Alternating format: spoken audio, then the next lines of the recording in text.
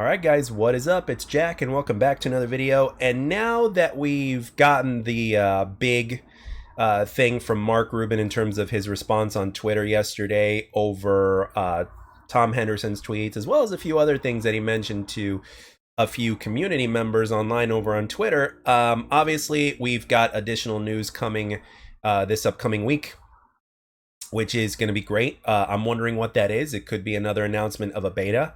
Not too long before the game's launch. It could even be a release date announcement at best, which is something that we've been waiting for, but we'll see.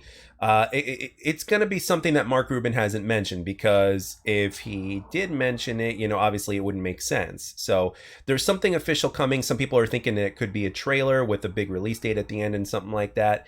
This could very well be the time. Now, obviously, take that with a grain of salt. That's just speculation. But we do know that there is an official announcement of some kind coming next week.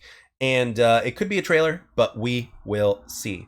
But with that being said, there are three particular concerns that I have now, right? It's time to get real.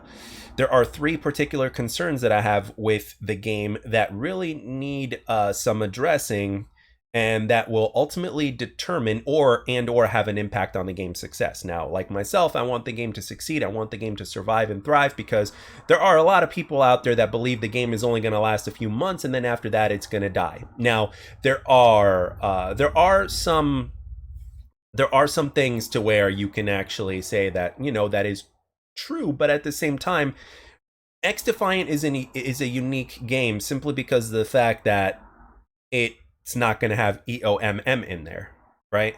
And SBMM, it's not going to be there. It's actually going to be a raw experience. It's actually going to be organic, and I think that's one of the things that's going to keep it afloat. The community being the community that they are, with this much passion. I mean, the game hasn't even released yet, and there are community members that are being extremely passionate about it. And I think that when the game eventually does release, I think that's going to help carry it forward. But again, everything is all about timing, because, as I said before, we cannot ignore historic facts. So let's get into the three things that I'm concerned about, and we'll get into those details, right? So the first thing, obviously, is the anti-cheat. It needs to have a better anti-cheat than what Call of Duty is doing. I mean, granted, Call of Duty is they just don't care. You know what I mean? I wouldn't even be surprised if they actually work with cheaters behind the scenes to kind of maximize profits, because a lot of people just love cheating in that game, whether it's because they want to be the next, big content creator and try to hide the cheats or whatnot and pull a Nadia and get away with it, or whatever their deal is, right? Or if they just enjoy, cheating in games or whatnot. I mean, has it gotten to that point to where cheating has become so common now to where it's like people can't enjoy the game unless they're cheating, and also because they're putting themselves on an even playground with the cheaters? So the anti-cheat is a really big deal. If we can get 80 to 90% of our games being clean, then I'd say we're successful. And it's something that they're always going to have to tackle. But as of right now, so far, Mark Rubin and crew have not really given us a reason to not trust them, at least for now. At least for now. The only thing that we have that is concerning is the fact that they're working for Ubisoft. But as of right now, according to what we've been hearing from Mark Rubin, we're still in the green for now. And let's hope that they keep that, right? That is another area of concern, but I just wanted to kind of mention that as kind of like a secondary factor, even though it's a big factor in this one. But the biggest thing is anti-cheat, and they need to get it right, and it's something that they're always going to have to tackle with, and it's going to be very interesting to see what they can do. I would love for them to ban the Cronus. That would be great, especially for console players and or controller players or whatnot. And as far as the PC side of things goes, obviously it's something that they're always going to have to continue to tackle as time goes on. So in time, we will see. All right.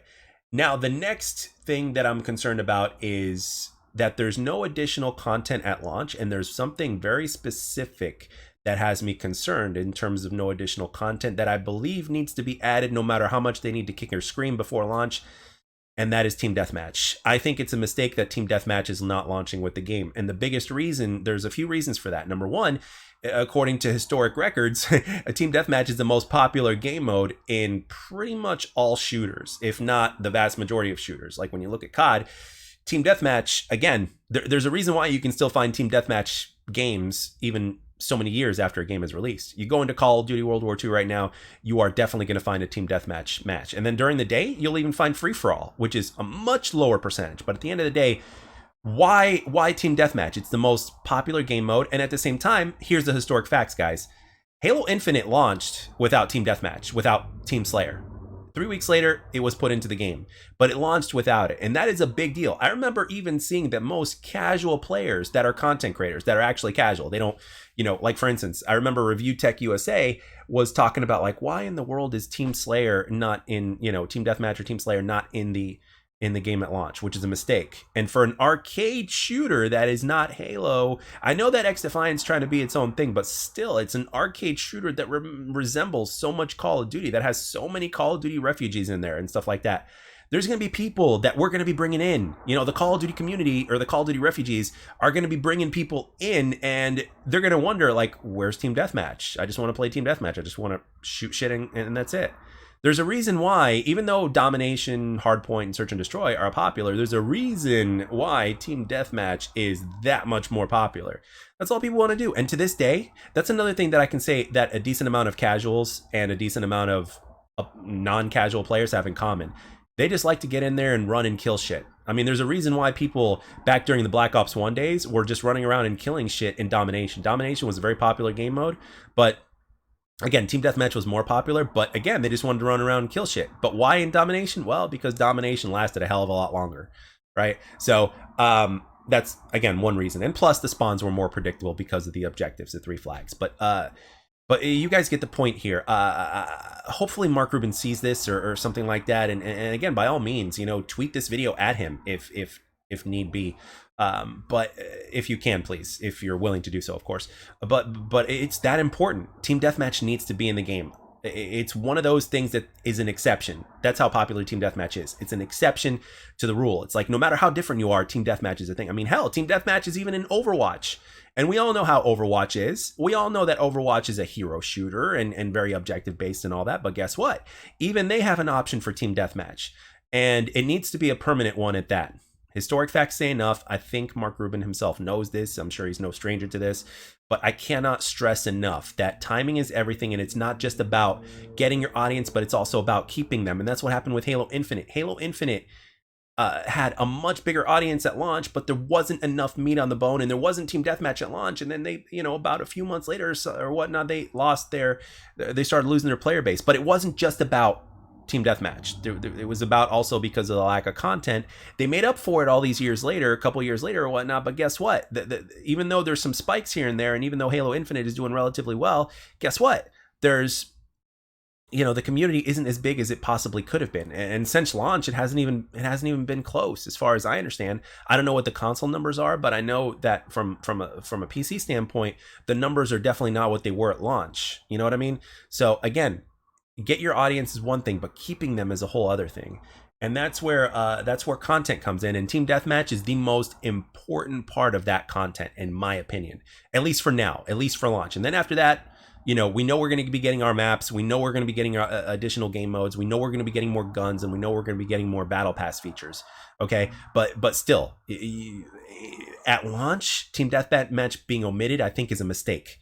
And again, I hope I'm wrong, but this is what historic facts have told me. So now the last thing is obviously is an elephant in the room, and that's microtransactions. Now, I believe Mark Rubin has already stated that there's not going to be anything pay to win when it comes to microtransactions, which is a good thing. This is a good thing, and this is something that I can agree with. However, with that being said, there's also been rumors or word saying that you can even buy single pieces, like you don't have to buy bundles. You can just spend a hell of a lot less money and just buy that single piece that you want. Like for instance, if you just love gun camos, you can just, buy, the gun camo part of the bundle if you want to, instead of buying the whole thing. If you don't care about what your character looks like and you just want to buy the gun camo because that's something that you can see all the time, makes your gun look cool and stuff like that, you can enjoy it while you're playing, then by all means just get that, right? That's a good option. But we don't want the game to cross the threshold and go into pay to win, which again, Mark Rubin, I believe, has stated that's not the case.